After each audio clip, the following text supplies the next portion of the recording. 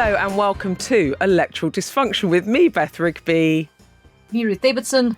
And me, Harriet Harman. And I should say that Harriet and I are in the studio together today, which is lovely because I'm never here anymore, Harriet, am I? Because I've always got to follow that Prime Minister around, and he seems to love going about the country on a Thursday, doesn't he? He does. And it's sad we haven't got Ruth because she's in Scotland. However, it is necessary for Ruth to be in Scotland because she is our cred for being not just fixed in London and gives us everything north of Watford intelligence. And also, I've noticed, and you would see this if you go and watch us on YouTube, you can actually watch us, you can watch all of us doing all of our podding, that Ruth has changed location today and appears to be, instead of her office, in her front room, and it looks very fancy. Well, actually, I'm in my kitchen diner. I'm at the dining room table. And the reason I'm down the stairs is because I'm doing my Florence Nightingale act this week. So my puppy, Fergus, is now 13 months old and is therefore qualified and old enough to get the old snip. Oh, ouch. Right. Yeah, so he was in at the vet's on Tuesday and he's not allowed out of the house apart from in the garden on a lead for 10 days. And for anyone that's had a 13-month setter before will know that means he is climbing the walls, jumping on everyone's heads. He also has no idea what happened to him. He went to the vet, went to sleep, woke up, somebody had put him in pyjamas. He's in those surgical pyjamas that they give dogs instead of the cone of shame. So he's in pyjamas. He has no idea that he's missing a couple of parts of his body. He's not sore at all, and he can't understand why he's not being taken on walks. So I'm down the stairs and I've got the patio door open so he could go in and out. Life comes at you fast when you're a 13-month-old setter, doesn't it? Blimey. It does. I had to do the same with my cats, and I got my my female cat Iris, and she had to wear pajamas. And we still sometimes go and look at videos of her wandering around in her pajamas because it was so ridiculous. I actually can't remember where we've got to. I've got totally distracted. So I'm down the stairs. Okay. That's why I'm in a different room. Actually, I absolutely love that explanation. You see, if I hadn't have noticed that you're in a different room for our YouTube plug, we'd never have had that conversation that we know that everyone wants us to have. I think we talk about pets more often than we talk about politics on this podcast sometimes. Also, Ruth, I think you owe someone an apology, and do you want to just get that out there? Let's do that. I do. So I have spent months, literally months, moaning about the fact that Kemi Badenoch has gone nowhere and done nothing in her time as leader, that everything she does is from the centre of London and she never goes anywhere. And last week, she actually went somewhere. So on last Friday, she went to Glasgow to a defence manufacturer's and looked at some worry things that go bang. And then the next day, she must have been almost getting a nosebleed because she went and actually campaigned locally and did some door knocking and canvassing as well, which I hadn't seen since she became leader either. I mean, granted, that was sort of back down in the southeastern Hertfordshire, so, a stone's throw from London, but still, 2 days in a row, she was not in London, and she went places and did things. So well done, Kemi. Yeah. I take it all back. Well, look, what are we going to talk about this week? There is so much to talk about because next week is the spring statement, and this is when Rachel Reeves will give an update to the Commons growth forecasts and an update on the government's fiscal position and about spending. And it's going to be an absolute doozy. We've also had a taster this week about welfare reforms, a massive moment in the Commons. I know it affects millions of people's lives, what the government does with the welfare bill. So we're going to talk a bit about that. Lots of you have sent us your thoughts. So it was a massive week in politics this week. We had that long-awaited, lots of trails on the welfare changes as well. Liz Kendall was up in the comments talking about that. Before we get on to talk about exactly what she said and what that means, we have had a ton of voice notes from people that are out there. Let's have a listen to what some of our listeners have been saying about how they feel, how it affects them, or whether they even know if it affects them. It's AJ here. I myself live with multiple sclerosis.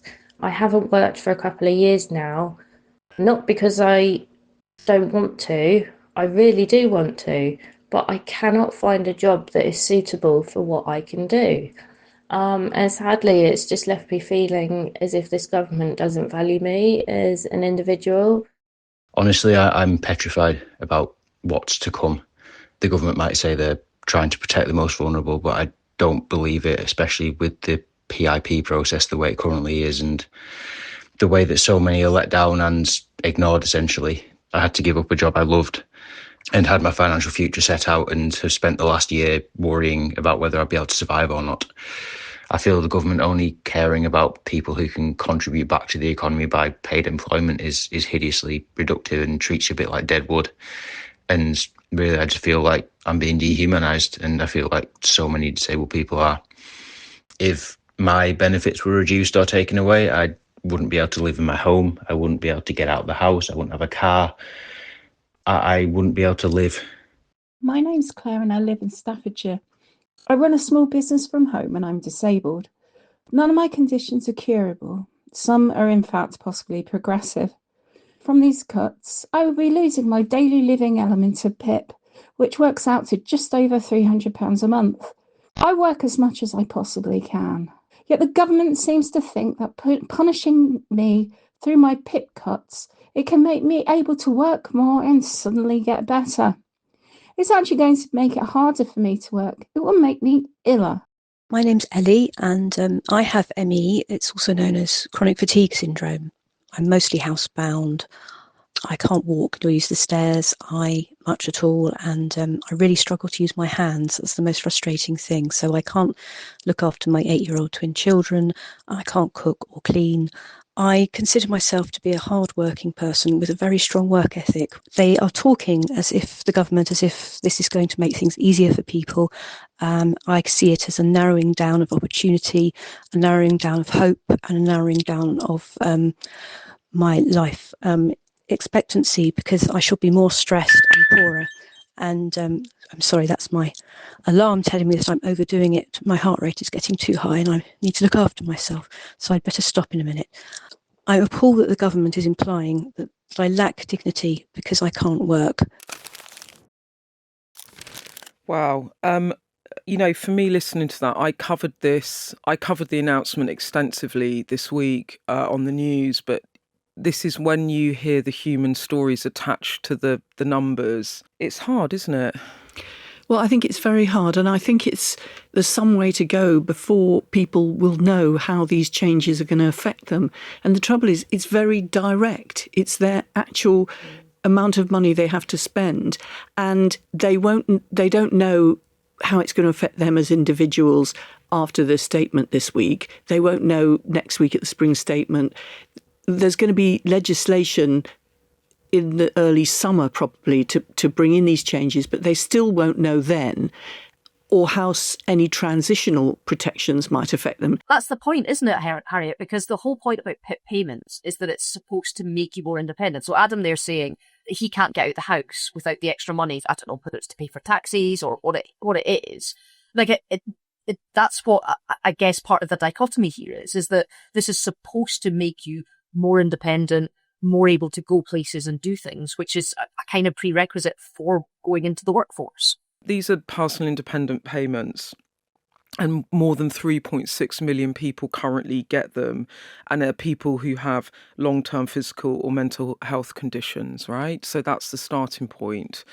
But those people claiming them have more than doubled. And in terms of the cost of the benefit bill going up, it's going to add health and disability benefits, £20 billion to the welfare bill for working. These are people claiming these working age people. So the bill's going up to over 75 billion by the end of the decade. And so the government are looking for £5 billion of cuts within some of these disability benefits. So that is where that people are going to be targeted. And I think the thing about this week is what we got from the government. We got the headline figure about 5 billion of savings. We got no detail about who is being affected, but stuff has been leaked. So, for example, as I understand it, up to 1 million people could lose their benefits. But when I asked the Secretary of State Liz Kendall directly. She just wouldn't confirm or deny any of this.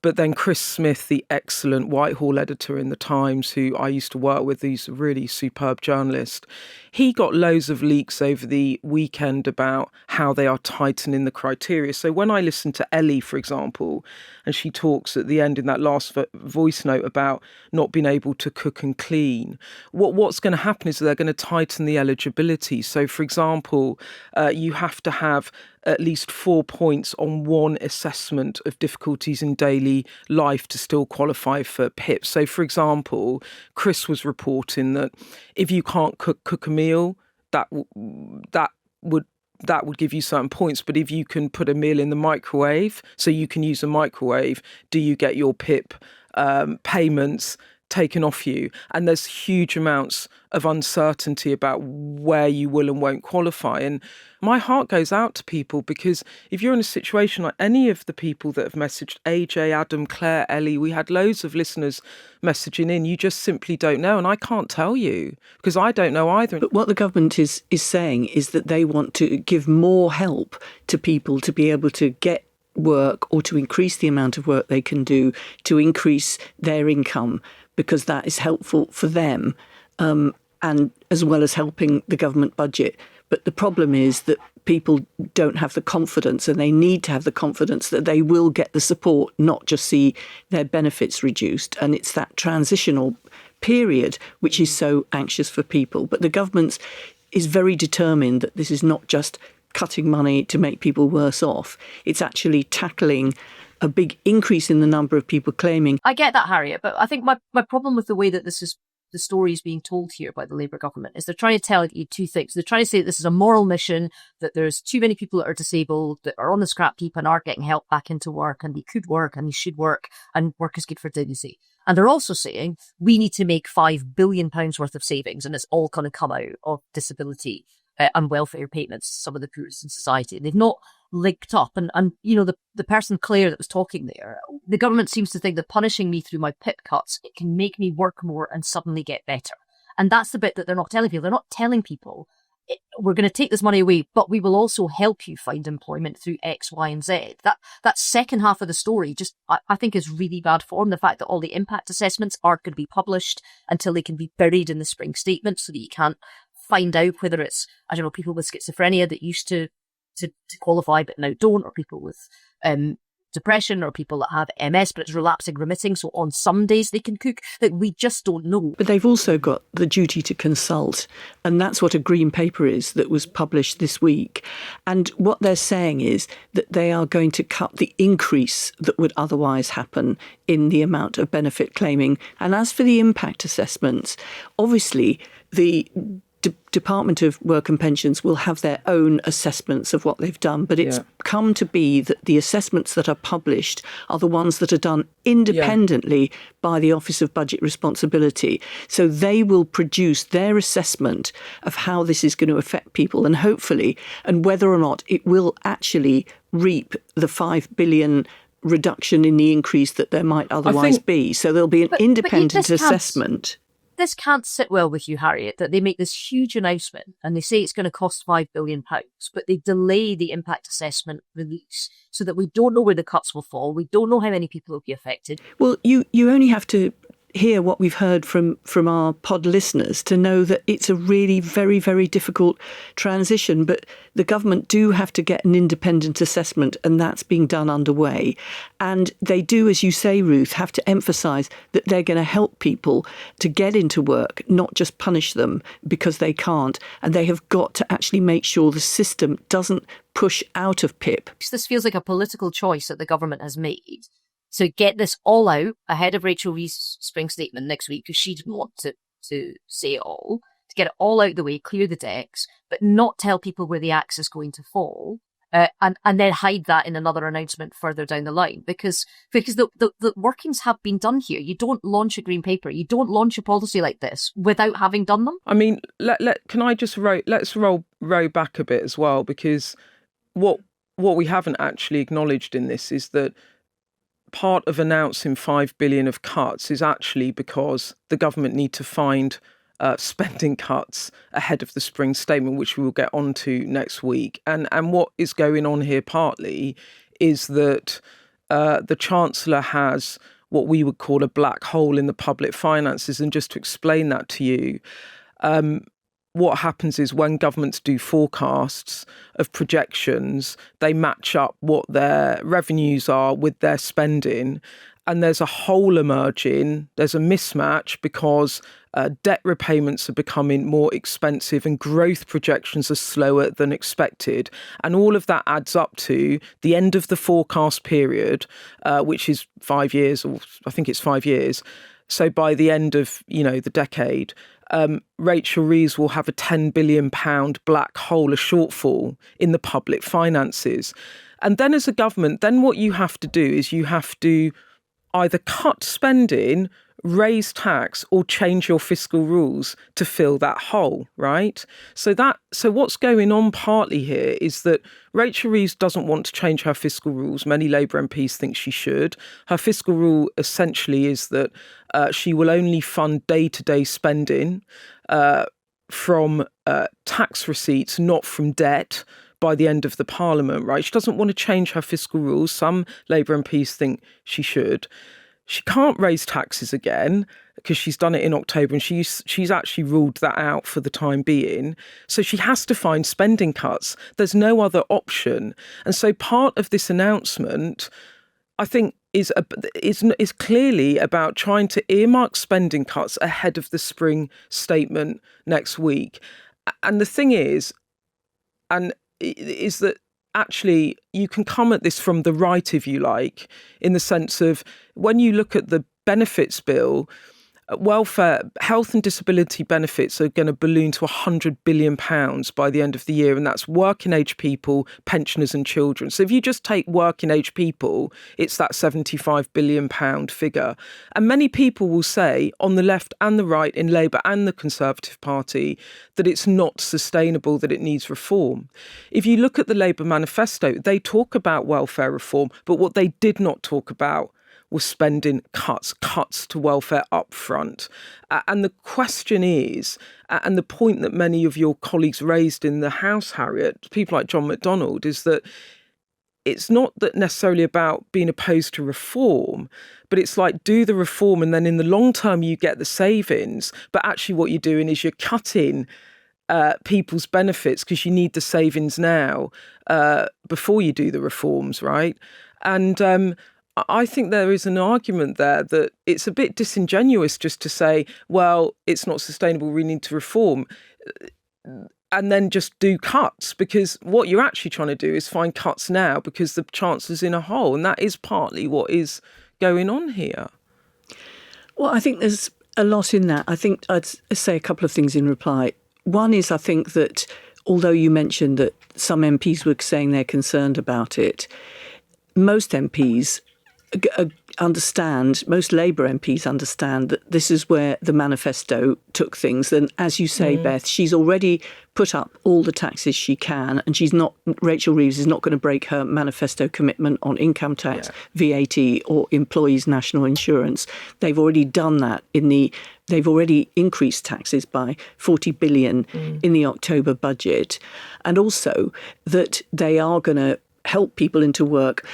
Having seen that before and experienced how painful the transition is and how difficult and how much anxiety it causes, I just hope people will have the confidence that it's coming from the right place. They want to help people more, to be more productive. And also, you cannot have a situation where the benefits bill is inexorably rising and cutting into other government departments. You've got to square things out across different government departments. Do you think that there is over-diagnosis of mental health issues? That's basically what Wes Streeting was asked by Laura Koonsberg on Sunday, and he agreed with that. And when I put it to Liz Kendall, she didn't disagree, i.e. that there's been an over-diagnosis of lower-level mental health conditions, and then people are ending up on a life of benefits when actually what they need to be is helped back into work, and they need to be helped to manage some of the things they're suffering from. Do you agree with that argument that there's a sort of explosion of mental health issues and there's an overdiagnosis and it's just unsustainable? There are many people who have got mental health problems who are able to work if they're in a supportive working environment. And one of the things about our employment rights bill is to create a better environment for people so they don't get unfairly pushed out of work. And if they do have a mental health problem, they still can carry on work, or that they can move on and up in their work. So that it might well be that there is a lot of mental health, ill health increase. It might be that there's an overdiagnosis, but that is separate from how you help those people into work. Having a mental health problem or having a mental health diagnosis shouldn't mean you are written out of the labour market, or your employer thinks, right, they've started to get a mental health problem, I'm just going to let them go. You know, there is a whole other argument as we talk about this 5 billion, that will more cuts be on the way? Some in the government think that this is just the start, that there are loads more cuts that need to come from this welfare bill because of the sheer enormity of it in the context of government spending, especially when the belt is tightening quite dramatically. Ruth, do you agree with that? Do you think they actually need to cut further? Personally, I think that we need to have a much clearer idea of what the impact this is going to be before we can make that decision. I think that one of the great benefits that the Labour government is going to have is that they're not going to have a Labour Party opposition when it comes to cutting benefits. I actually don't think this chat about a massive Labour backbench rebellion, this is going to come to anything. I don't think there's a cat's chance they're going to stand up to this. So this will sail through, absolutely sail through. And in terms of Liz Kendall being the person that shepherds it, she has a lot of admirers on the Tory benches. And in fact, you know, if all the Tories had been members of the Labour Party at the time of the leadership election in 2015 when she stood, she might have won. She might have beat Jeremy Corbyn because she won't. Thank you for saying that, Ruth. No, she won't. She won't. Although I'm a big fan of Liz Kendall, but unfortunately I'm a Tory, and she used to work for me. You know, did she? Yeah, she worked for me when I was in the Department of Social Security, so she knows the pitch. Wait a minute. I didn't know this. Hang on. Reverse. How many people in the cabinet? She was my special advisor. Have worked for you? A lot. How many? Count them. While I'm chatting, you count and tell me how many cabinet or people who attend cabinet have worked for you and with you. Well, there's Ed Miliband, Liz Kendall, Yvette Cooper, Keir Starmer. Not Keir Starmer. Can't remember. There's probably others. So she was your special advisor? Yeah, during that turbulent period. So hang on, she was your special advisor when you were doing the welfare cuts that cost you your job? Yeah. So she also lost her job? She did, but she also saw what not to do and got everybody in support on the front benches and didn't get herself left out and hung out to dry. And she also made very strongly the argument about what the future was going to hold and where this was coming from. Did you help her behind the scenes a bit? Did you, not help her, but did you sort of talk to her about how she might handle this announcement and stuff? Or I just give her masses of moral support. You know, there's a completely different situation. There's a whole different load of personnel. You know, she is so capable and so good-hearted. So I'm still getting past to like that Harriet is still the power behind the throne here. Well, she's just like all these strings to pull. They don't come to ED for nothing, do you? They listeners? Don't come to ED for nothing. Yeah. Look, we've gone right over talking about the welfare reforms. We're going to keep coming back to it because I know you out there.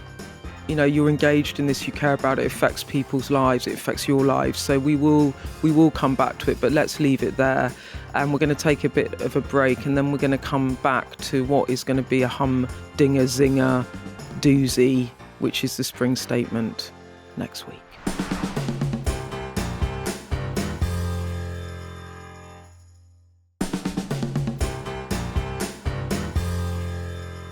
Next week, we've got the spring statement. And Harriet, I mean, I guess people always think of you have a budget once a year, but spring statements are a pretty big event, and this one feels bigger than most of them, doesn't it? Well, it certainly does. And there's two very big events, as you said, Ruth. The budget, which is in October, and that's raising the money for government. And then the spending statement, which is in the spring, which is about how the money is going to be spent. And what Rachel Reeves has wanted to go back is a stable financial planning frame for everybody in the country, and most particularly business, so that people know that it's just once a year that the taxes are going to be done, and once a year the spending is going to be done, and people work to those plans. It feels like we're already having quite a lot of briefing about what's likely to be in it. And ahead of these things, the cynic can always say, is it that we're trying to pretend that it's going to be really hard so that we have the quote rabbit out the hat moment, which is where there's something that we don't know is going to happen and that's going to take the headlines and it's going to be the front page of all the papers. Or there's ones where they have to pitch roll because it's really going to be bad and people need to be prepared for it. And it's not a disaster zone of front pages the next day. And this feels, Harriet, a little bit like this is a proper headache for Rachel Reeves. It's a proper test for her. Well, I think it is, but it's also a test for each individual department, because what the Treasury has asked each individual department to do is to go line by line through every single bit of their spending and work out, just as a number, what they can spend 20% less on. But the argument is that there hasn't been a proper line-by-line spending assessment within each government department for 16 years. And when you consider the changes that have happened, not least on technology in those 16 years and demographically, that is extraordinary. So that is well overdue. And they've picked out this figure of 20%, just show us how you can actually spend 20% less. But that is just a kind of methodological picked out of their figure, but it doesn't mean they're necessarily going to do spending cuts of that level. Spending cuts of 20%. I've just passed out. I've come back to. I know, but as somebody who was told to do 2% cuts and felt even that was absolutely incredibly difficult, then I should imagine that it's causing consternation in departments. They've basically asked each department to find the 20% of lowest priority spending that could be cut, right? They've asked them to find what they think that they've been spending on in the past that they don't need to spend on in the future, or they don't need to spend so much on.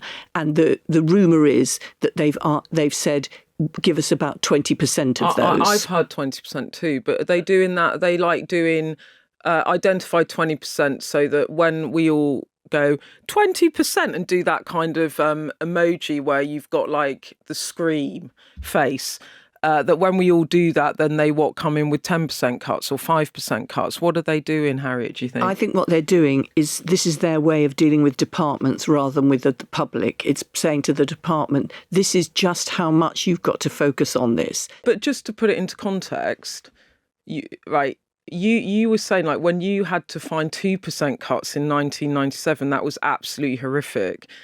And now the Treasury are asking people to find or identify cuts of up to 20%. I mean, that's impossible, isn't it? But it's against a background where there's been 16 years of them not looking at things, and they will inevitably find things that, are just not relevant anymore, because that's what happens. If you think of a household budget, there are things that you might have been spending on that are irrelevant anymore.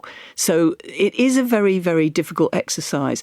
But, at the end of the day, we're in difficult circumstances. And Labour MPs, I think, are very resolved on this. They know the situation's difficult.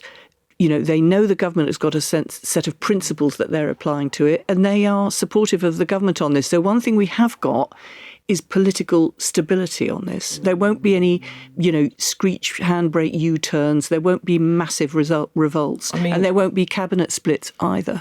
Harriet's sounding very reasonable about potential cuts of up to 20%. I'm not saying they're going to do that. That's a rumour of what they've asked governments to do. They need to send you out as the Minister for Newsnight, Harriet, because you're doing a cracking job of defending the government. Right, look. Can I ask you, Beth, because you obviously speak to people day in and day out in your job as, a political editor. Is your sense that this genuinely is a squeaky bum time, or is this they're laying the road for something to be not as bad as we think it's going to be? I think it could be a real doozy next week. And the reason I say that is, and Harriet is sounding really reasonable. And, Harriet, I've also heard that, as I said, that they've asked departments to identify up to 20% of lowest priority spending, not because they're going to they can't cut budgets by 20%, but it's to try and find savings across the board, cuts across the board. Look, there's two things that are going to go on next week, which are going to be extremely difficult for the Chancellor, extremely difficult. And you can see already the Conservatives weaponising, moving, mobilising on the economy to try and get some credibility back for them and really politically attack Labour. The two things that are going to happen next week is growth is going to be downgraded. That is a massive deal because Rachel, as I was looking at Harriet, so Harriet Harman said, just be glad I'm not the Chancellor. Oh, I don't know. The Chancellor probably worked for you at some point. Anyway, because, Rachel Reeves has predicated her whole chancellorship on growing the economy. The growing the economy is the whole catchphrase of the entire government programme, right?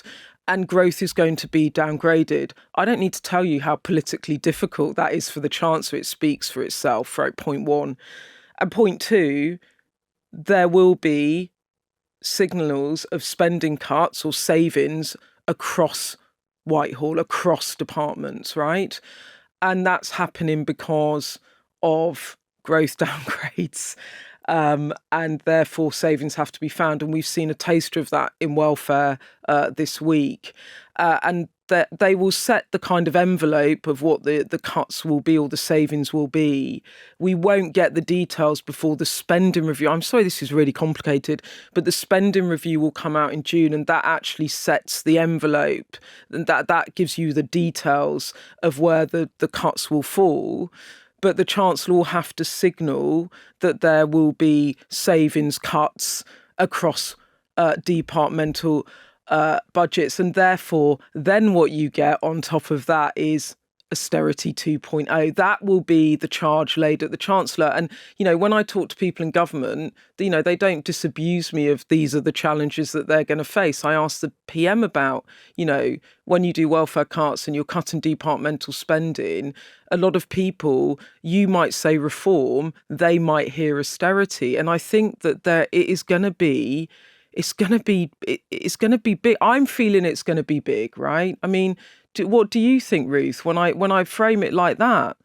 Yeah, so I think it will be big. I also think that we need a little bit of context here when we're talking about growth and downgrades and all the rest of it. So after the budget, the OBR, which is the Office of Budget Responsibility that looks at this stuff, it's independent, it's not controlled by politicians.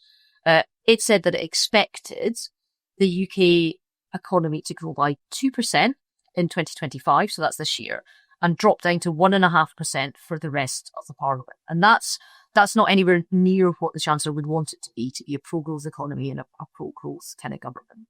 If we're downgrading it from even that, then we're in quite a bit of trouble because it doesn't allow for some of the long-term goals that Labour says that it wants to do and that it wants to bring in.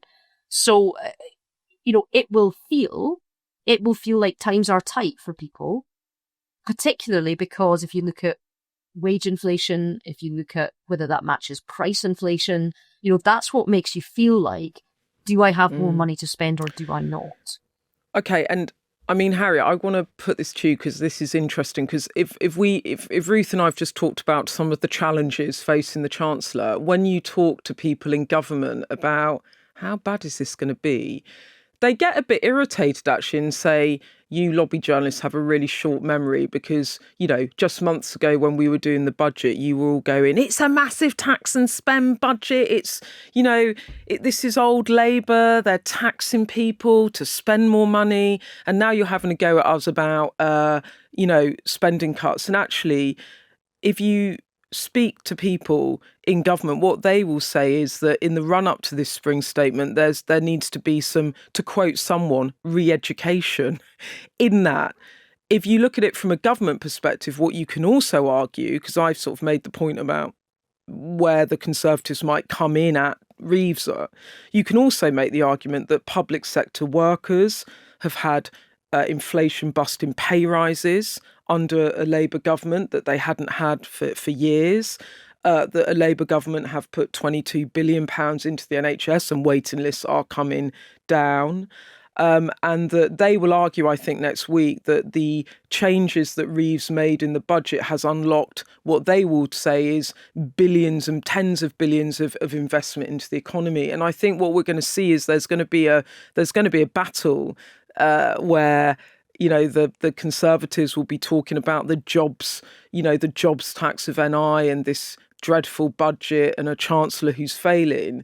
And Labour are going to be fighting back on, we've announced tax and spend to improve public services, and they will really fight back on this austerity charge. So it's going to be, the contours are emerging of a very, how would I put it, a sort of very fiery week in politics, right? Well, I think there's two things. There's sorting out the mess, which has had to be done for the black hole, and there is facing the new economic headwinds.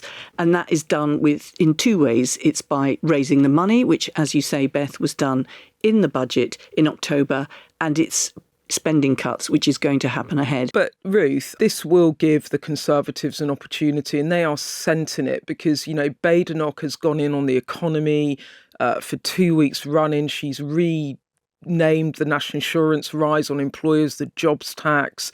I mean, they see an opportunity, don't they, that actually the weaknesses of the economy that will come back to bite Rachel Reeves. She's going to have a hard week next week. I mean, massive downgrades to growth forecasts when you're the chancellor that you've predicated your entire reputation on growing the economy is going to be really uncomfortable. It's a good opportunity for the Conservatives, isn't it?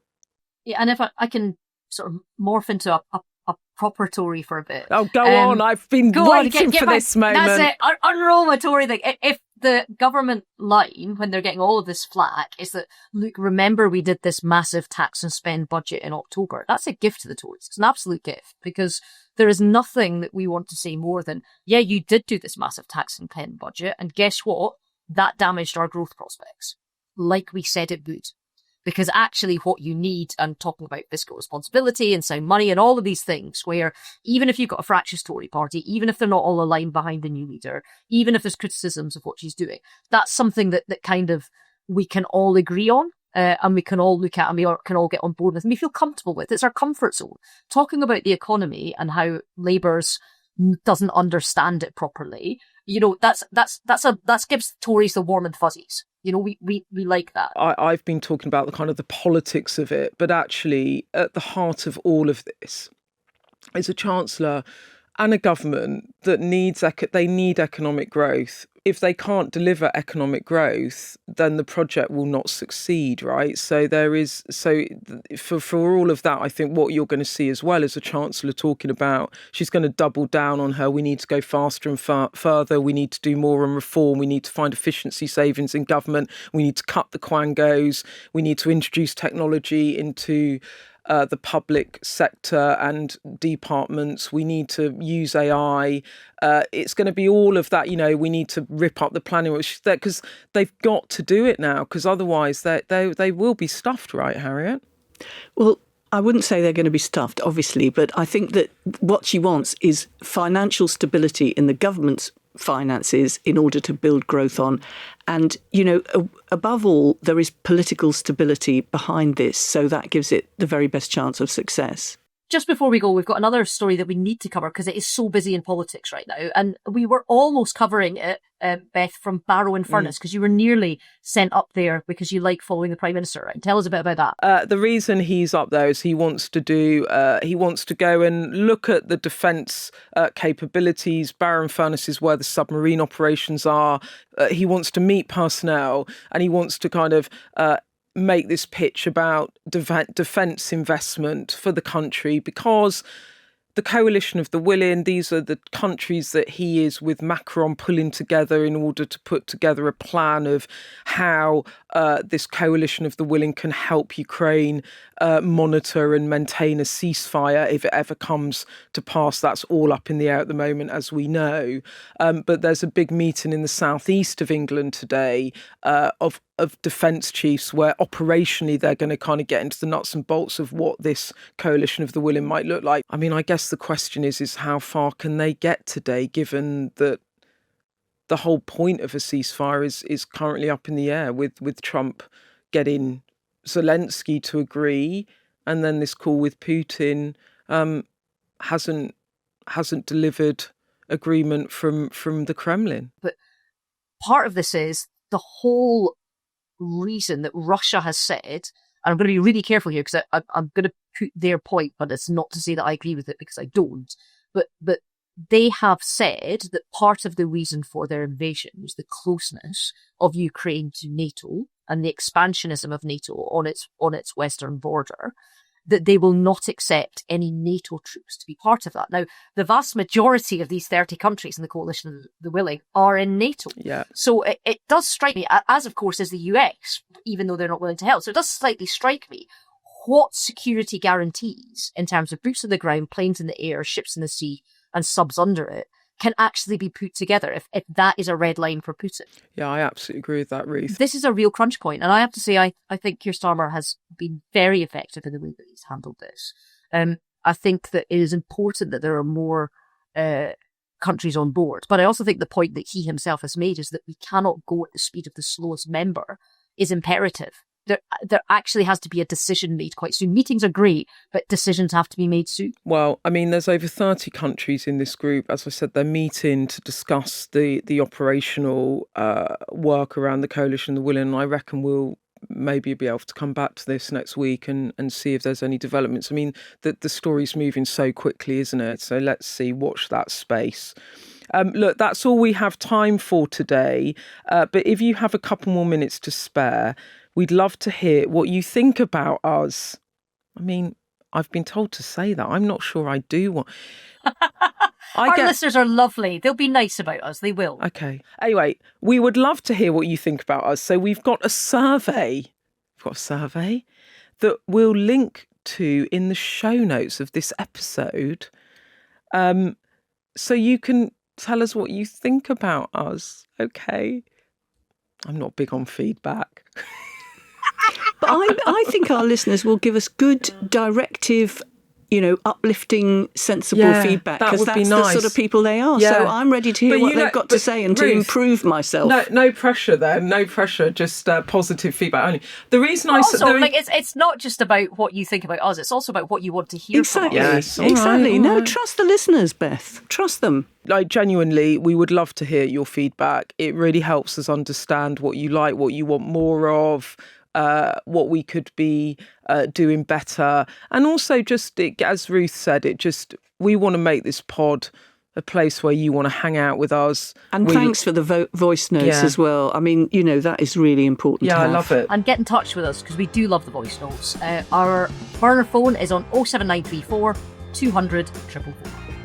Oh, so that is it for this week. I thoroughly enjoyed being back in the studio with you, Harriet, and I'd much rather hang out with you in this studio than the Prime Minister in Barrow and Furness. And I'm saying that on the record. So thanks for listening. We're going to have a massive week next week. We'll be sitting here the morning after the spring statement. So we will be back with all the analysis and thanks for listening. Bye. Bye. Bye-bye.